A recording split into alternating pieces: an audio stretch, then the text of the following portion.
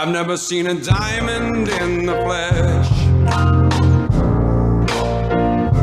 I cut my teeth on wedding rings. Dude, that's pretty cool. Man, that is a sad clown. Dude, that's pretty good.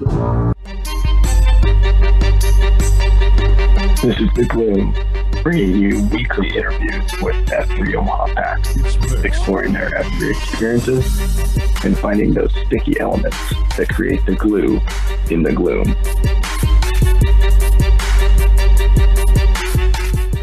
So we got our man Bubbles looking good. Happy Sunday. Bubbles, you former site Q of Cornhusker Handicap, former winner of I think 2018 and 2019 Iron Packs Challenge. And you know, it's funny, Bubbles, because you and I have had some really good conversations over the years, but we've also given each other a hard time a lot over the years, which has been good. Tell me, give me a little bit of the history. I know some guys might know the story, but who brought you out, and why Bubbles? Is it because you made all that money off of the Bubbles formula, or there's some other reason for the nickname? Yeah, I appreciate it. I appreciate you having me on, and that's quite the introduction there. I don't know if I'm the two-time defending champ, but you know, I definitely there's a list of three, and as long as I'm on the top above Pony and Ponzi, then I consider myself a winner. Let's see, F3. The way I came out. So actually, our F3 Omaha Nan'tan, now Tater Tot, back in October of 2018, we were at an event together, and it was a Creighton event, and the thing is I was sitting there, and I was drinking a beer, and usually at these events, everybody's drinking, and I noticed that Tater Tot wasn't drinking, and I asked him why. He said, "Oh, I got something tomorrow morning I got to be up for." And he left it at that, and he was very, very vague. And so I kept prodding like the little brother I am, and I kept pushing and poking and asking, and eventually he was like, "All right, dude, I'll tell you." And he shared a link with me to the F3 Nation website. And so we were in this dinner, and while this dinner was going on, I didn't pay attention to a single speaker. I didn't listen to anybody. I didn't really communicate with anybody at my table. And I just read like the entire website. And by the end of the dinner, I was hooked, and I was ready to commit, and I didn't even know what it was. And I had known for maybe at that point an hour of what F3 was. And so that was a Sunday, and the following day, Monday, Tater Tot sent me a text. He's like, "Why don't you come out this Friday to a place called the Woodshed?" So I went out that Friday. I, looking back, was dressed completely wrong. I was wearing like a really baggy sweatshirt, really baggy kind of like athletic pants, didn't have any real like running shoes or anything, a pair of like thin cotton gloves. And it actually was my first day was the first ever F3 Omaha snow workout. So the picture that Wait Time reposts numerous times where we're kind of down in the grotto, that's actually my first workout, and Brazilian was the cue that day. And we did a deck of cards, and I was like barely able to pull myself up off the ground at the end of this workout. So fast forward to Namarama, and they were throwing out, I went and introduced myself, and I said what I did. And one of the things that I do as a side job is I coach swimming. And at the time I was coaching club swimming, but I still coach high school swimming. And so they were throwing out different swimming names like Phelps and freestyle and things like that. And actually Waffle House stepped in and said, I think we should call him Bubbles. And immediately after that, Brazilian said, Bubbles it is. And from that point forward, that's who I am. That's awesome. And so it turns out even if Brazilian didn't EH you, he gets to name you. Then that's he's EH like half of the guys. That's awesome. So Tater Tot is actually your older brother, right? So yeah, I think that's cool that he invited you on. I think I've heard him talk about it a little bit. He was hesitant on that, but do you feel like I don't know how has F3 impacted your relationship with him? You feel like you guys have gotten closer through that? Yeah, there was a COT this past week where he had said that, and I guess I didn't even realize this. Maybe I should have known or I've heard before, but it seemed new to me. I didn't realize that I was his first ever EH. He shared in this COT last week about how he was very hesitant about showing F3 to his community of people and to his world because he was selfishly wanting to keep it, for himself. And so this past week when that was shared with me or shared to the group, that kind of hit me in a different way. Just that, I thought it was very special and very cool that that I was the one. And maybe it was because I decided to, push and prod him that night over and over until he finally said, caved and said, I'll tell you. But I think that's very special and very cool. And the part about getting closer, I do believe we are closer because of this. We would see each other at family events and, him working where he works at. We, sporting events was kind of mainly things we centered around. And, we both like playing golf, so we'd see each other there. But I think between, now seeing him every single morning, or at least at the time seeing him every morning with, expansions now, we don't see each other every day. But between him and my oldest brother, Slow Pitch as well, it's really cool to see them every day. And I get to experience not only the family, the brotherhood, but just that, like, they're a lot older than me. Tater Tot's 10 years older than me, and Slow Pitch is 14 years older than me. So for the most part, they were out of the house when I was growing up. So I didn't really get to experience those kind of brother relationships growing up. And so now, fast forward 20 years, it's really cool to have these experiences and us to be able to share things as adults and as brothers. Yeah, I think I have a video of you and Slow Pitch from the convergence, and you're holding hands doing some sort of core exercise. It's rather cute. Well, so you've been in F3 for three years. I mean, coming up 3 years this fall. What I'm sure you have a lot of different memories, but what are some of the highlights for you? What are some of the moments that you've really enjoyed that stick with you? Yeah. Well, my first Q officially on the books was December 6th, which was my 29th birthday. And that was out at the Maze. So that sticks with me. And that was also with Tater Tot. So I think that is definitely a highlight. That's my first official. And my first unofficial Q was about 3 weeks prior to that, when you said, hey, I signed us up for a co-Q. And you told me like a couple days before and just basically said you're going to do it.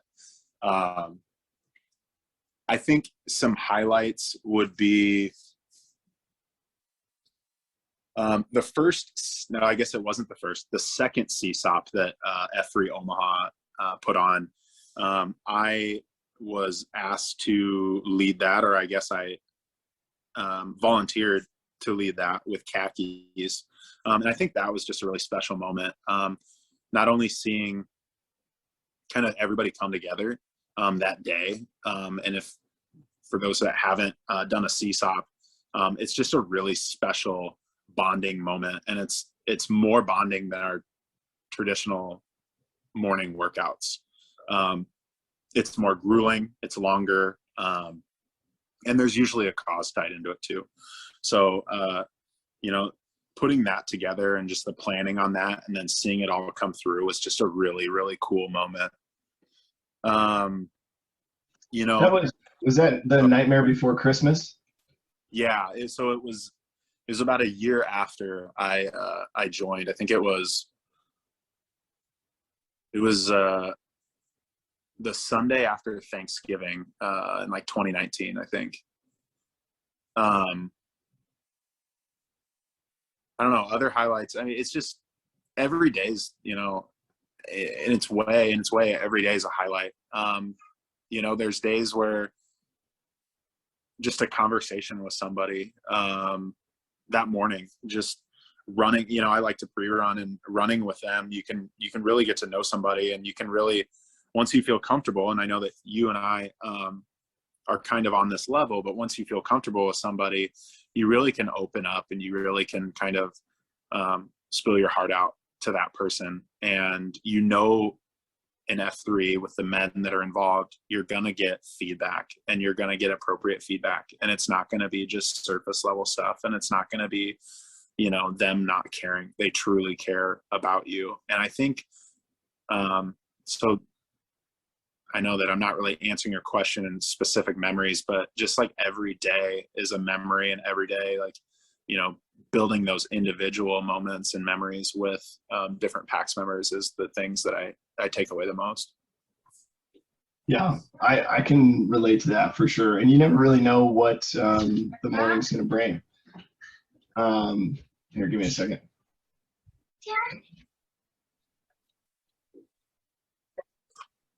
Hi, Georgia. Hi. Blurry now. You should probably put some clothes on, girlfriend. I will.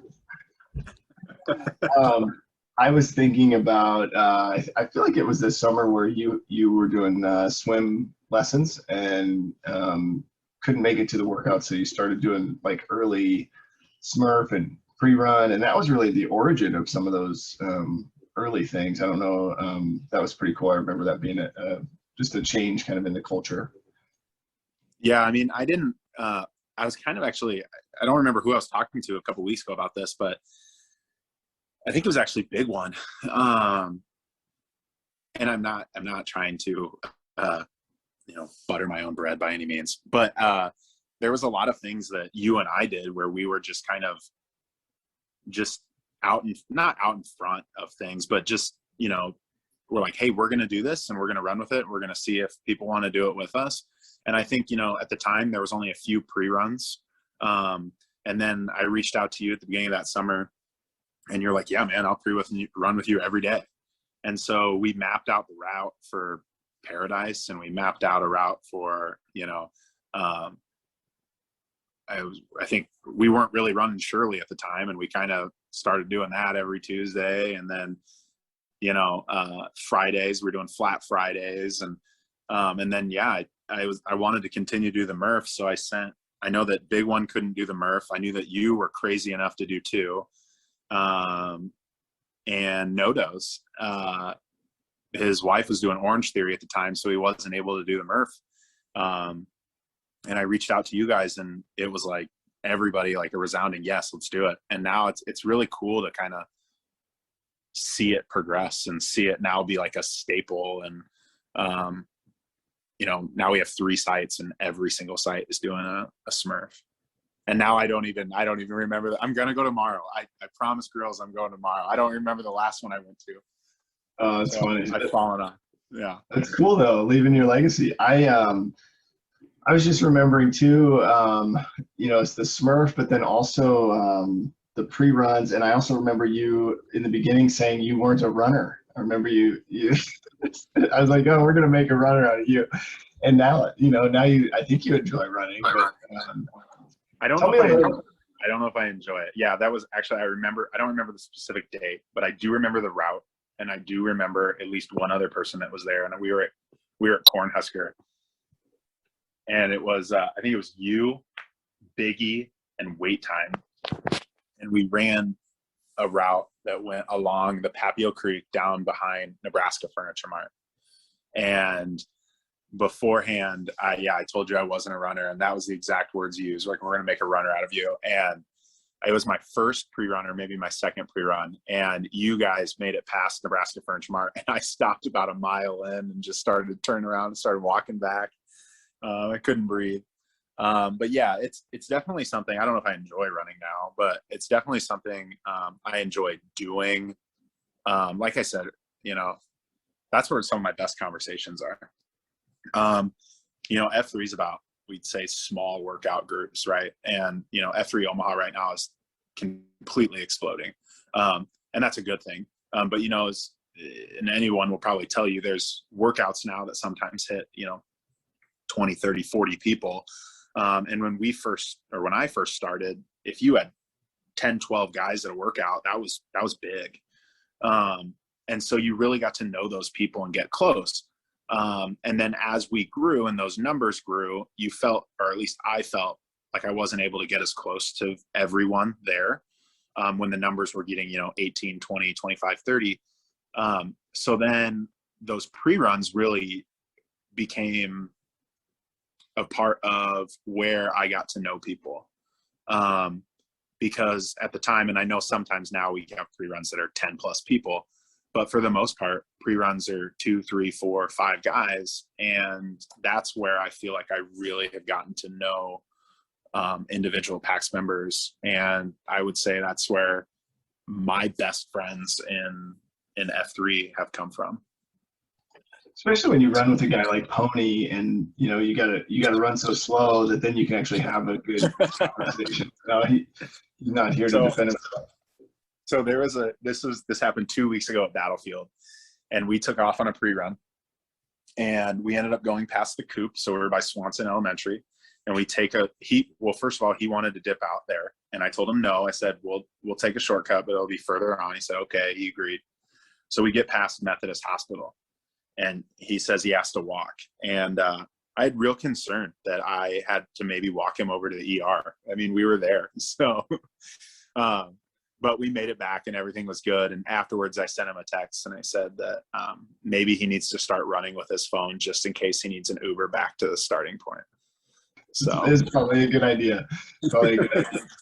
Talk me through your own kind of journey with the 3 Fs, fitness, fellowship, and faith. Where do you feel like you've been able to grow? Obviously, I think you have, but just kind of curious your perspective. Where have you seen growth, and where do you feel like you want to grow more in the future? First F, fitness, definitely. I feel like I've grown. I mean, you can see things in a mirror. You can see things, on your body where, I feel like I'm getting more in shape, or at least from the beginning until now. You go to the doctor, and the biggest thing with, I guess the 2 biggest things is I'm in way better running shape than I ever was in my entire life on the fitness part. And then also, I had a physical about a year before I started F3. And about a year after I was in F3, I went back to the physical and had a physical, and my like resting heart rate and my blood pressure, everything was like back down into normal. And that year before I started F3, it was like the doctor was like, hey man, you need to start doing something for yourself, because your blood pressure is pretty high for your age, and your resting heart rate is not right. And so I think those are the 2 biggest things where I've like seen actual growth on fitness. Fellowship, I think I've already kind of touched on a lot. I have a lot of great friends in F3 now. Pony, we were on the golf course the other day, and he kind of gave me crap about it's not very easy for me to make friends because of my personality. And I know that some people will probably be smiling right now because maybe I haven't made a connection with you, or maybe I come off like a dick. And I think the word that Pony and I and Ponzi agreed on is that I have resting bitch face. And it's true. And I'm sorry I was born this way, guys. But it's hard for me to make friends, like close friends. And I think I put up some of those roadblocks. I don't shut down and, I don't stay away from people, but I maybe put up roadblocks that turn people off. And that's just, unfortunately, I don't want to say that's who I am, because I think people that truly know me know that I'm upfront, I'm realistic, I'm direct, but I think that comes off negatively sometimes, and that's a hard part about the second F. The third F, the faith part, is probably the one that I'm most distant from, and that's just, I was having some conversation with some other PAX members and recently, and churches, and I know church is not necessarily what the third F means, but it's not something that's been in my life for a long time, and religion really hasn't been in my life for quite a while.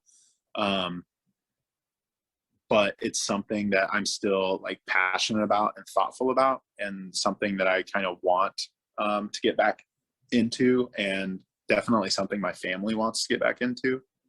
So I'm trying to take initiative to kind of jump in with 2 feet, and slowly, but jump in and,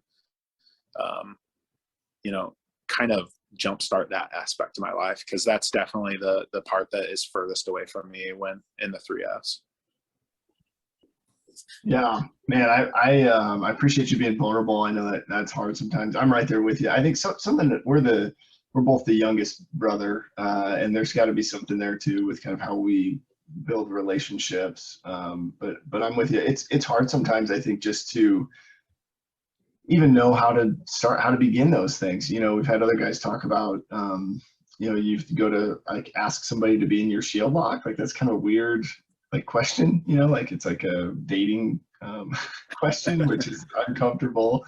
And then the faith piece too, man. I just admire you saying, you know what, I don't know the answer, but I know I want more of whatever's out there, and just leading your family in that. I think it's really, really cool. And I think the beauty of it is you don't have to know the answers, and it may take a while to find them, but you're at least pursuing that, whatever's drawing you to search. So I love that. And you've got a daughter and another one on the way, and so just being able to lead that effort for your family is pretty cool. Are you having a boy or a girl? You're a girl. Boy, a little boy. See, I feel like because I don't know the gender of ours, nobody knows the gender of theirs. Something that Pony always likes to ask is what's been the glue, and for you, you've kind of had different seasons where you could participate based on work or just different things going on. But what kept you coming back to F3?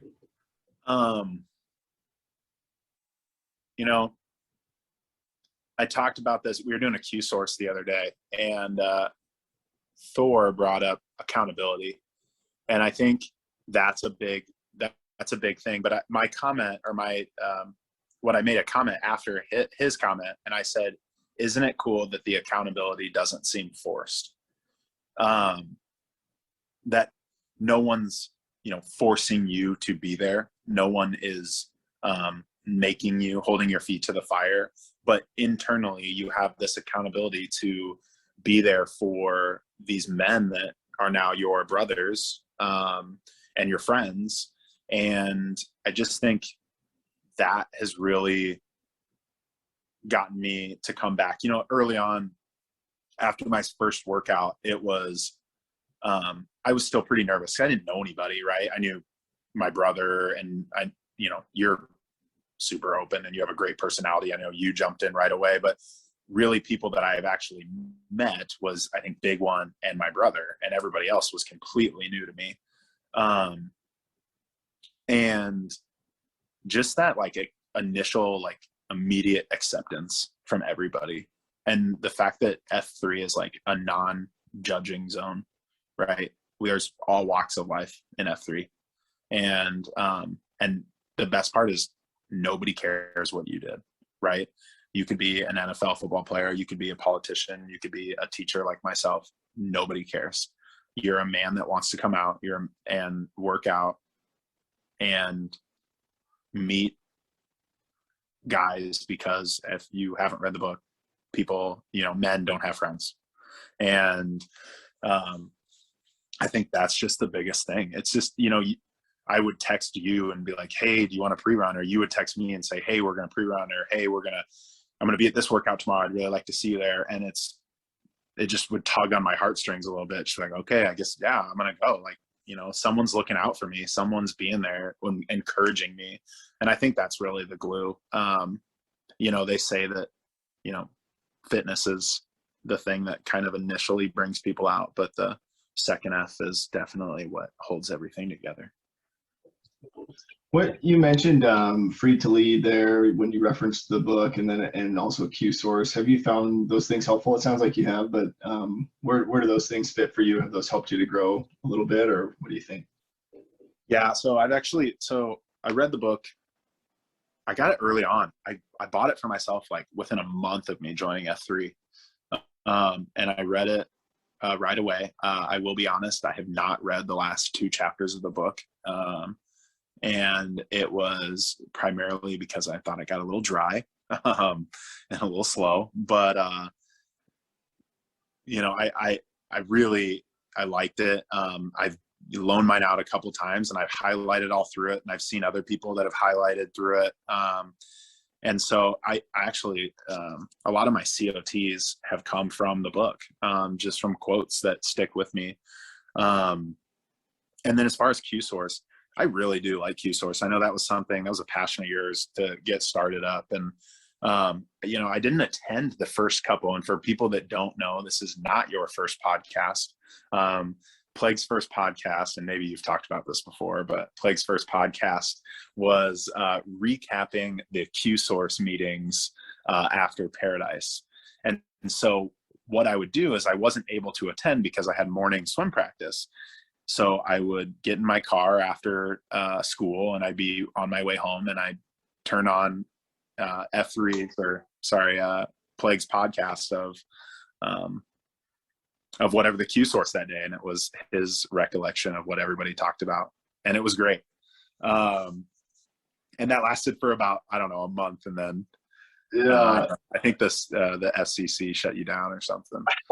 Well, it was a driving hazard, because I would record those on my way out to the maze, and so in the background you could hear my blinker and everything going on.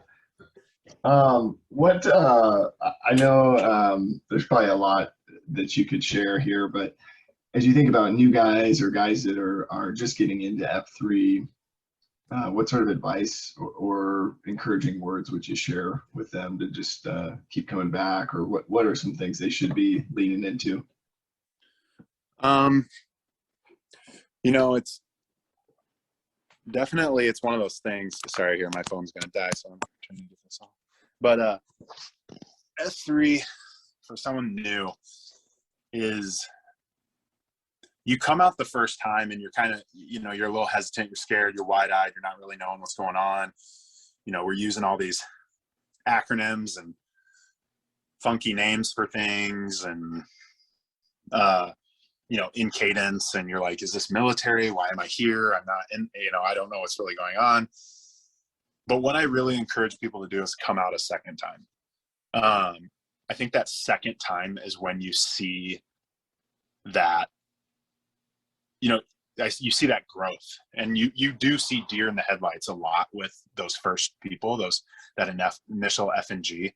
But the second time, it's just, they've only been there one time before, but they just feel so much more comfortable. And I just think that a lot of guys that have turned F3 away, a lot of times you don't see them after the first time. And I think that's really important to get them out a second time. And I actually think that the book talks about that too. It's like getting them out that second time so that you can kind of build that and make them feel comfortable. I think a big thing too, and I kind of mentioned this earlier, it's hard for me to make friends. So maybe I'm not the guy that's going to go, be in the FNG's group, or, I don't want to say not help them, because I definitely will help them in any way that I can. But just encouraging them, afterwards, just going up like, welcome, thank you for coming. Like, I really appreciate you being here. And then, as we always say, the coffees too, also where you get them. The coffee's kind of where they just that's when they start becoming friends. They talk to everybody and everybody kind of welcomes them, and they're not sitting off on their own. And I think that's where they realize they're like, oh man, I like feel comfortable already. Like, so I think those are some big things. Yeah, I noticed myself with especially with F&Gs that are really fit. Sometimes I'm like kind of checking, because I want them to know that I'm the most fit. And I forget, right? It's like at the end of the workout, just go welcome the guy. Realize like you were there once, and it's so awkward to be the new guy. But I put up some similar walls. It's like, I don't know if this guy, how many burpees can he actually do? But tell me anything else you want to share with the packs. I think this has been fantastic just to learn about you. But anything, I guess questions on my mind. Tell me about what are your thoughts about the core principles. As a brother of the Nan'tan, do you eat family meals in cadence? Anything there that you want to share? Well, I think maybe some of the newer guys don't know, because I haven't led I guess I led for like a week straight this year or this summer, but I hadn't led in a long time. But so I don't remember who told me early on, but they're like, you don't have to say the 5 core principles. You don't have to do it. Maybe it was Nodos, because Nodos also says you don't have to do Mary. There's nowhere in there that you have to do Mary. And so I just kind of ran with that. And it was more like to be just, screw the man. Like, I'm going to do my own thing. And so I don't say the core principles. Do I believe in the core principles? Totally. And if there is an F&G there that day, I do say the core principles, because I do think they're really important. I mean, I know it's free, but I don't think that's the most important one. The most important things, the 2 most important, I think, is that it's open to all men. And I mentioned that earlier, is like, no one cares what you've done, who you are. They just care that you're there, and we're going to love you and accept you. And then it ends in a circle of trust. And I know that one on paper doesn't seem like a big thing. Like, people hear that, especially people that are not in F3, and they don't really realize that. But that's just where the most vulnerability happens. I've given COTs where I've cried and bawled, and I've been at COTs where people have cried and bawled, and I've been at ones where you've laughed. And I've been at ones where someone just maybe shares, like, something that's going on that week, or I've been at ones where someone's sharing, something bigger than that and more in depth, or someone sharing scripture. The cool part is it's whatever's on that person's heart. And, but somehow every single COT, and I don't remember who told me this, I can't remember who it was, but someone said, I try and take away something from every single COT and relate it to my own life. And I think that's F3 right there. So those are the 2 things that I really like in the core principles. And then as far as family gatherings go, I don't think slow pitch will, in a family gathering, slow pitch will say my real name. He'll call me Andy. I'll call him Aaron. I call Tater Tot Adrian. And but I don't think Tater Tot has called me by my first name in almost 3 years. And I don't think he has said the word Aaron in almost 3 years either. So it's usually yo, Bubbles, what's up? And then we have a special family hug, a brother hug, which involves a pretty hard slap on the back. So that's pretty much how we're always greeted. Nice. That's awesome. So you and Slow Pitch you keep the family names, but Tater is not. He's not willing to go back to real names. Well, I think his driver's license actually has been changed, and I think he legally went state of Nebraska and changed his name to Tater Tot and got a tattoo on his inner bicep. That's awesome. Yeah. Cool, man. Well, hey, I appreciate you taking time to do this. I know you got stuff going on with family, but let's do a little name-a-rama here, if you don't mind. I'm Brandon Flehardy, 35, The Plague. Andy Ryder, 31, Bubbles. Bubbles. Respect. I guess I didn't say Plague. I didn't say Plague after your name. Yay, Plague. That's right. Hey, I appreciate you, man. It's been good getting to know you over the last couple of years, so I really appreciate you.